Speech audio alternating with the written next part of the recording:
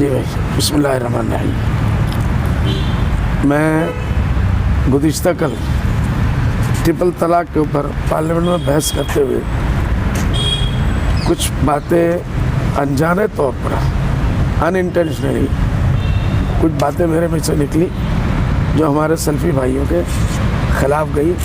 جس کا مجھے انتہائی افسوس ہے اور میں شرمندہ ہوں کہ اتنے تعلقات کے باوجود سلفی بھائیوں سے یہ بات میرے منہ سے کیسے نکل گئی. میں گھر آتے ہی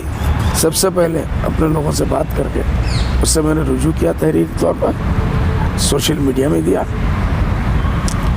اور ہم نے اسی وقت بیٹھ کے لوک سبھا کے اسپیکر میڈم کو ہم نے خط لکھا کہ اس چیز کو ہمارے بیان سے ڈیلیٹ کر دیا جائے. سسٹم یہ ہے کہ کوئی بھی ممبر اگر بیان دیتا ہے تو دوسرے دن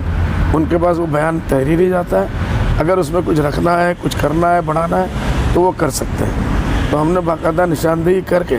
کہ اس سینٹنس کو، ان چیزوں کو بالکل اس سے ہٹا دیا جائے.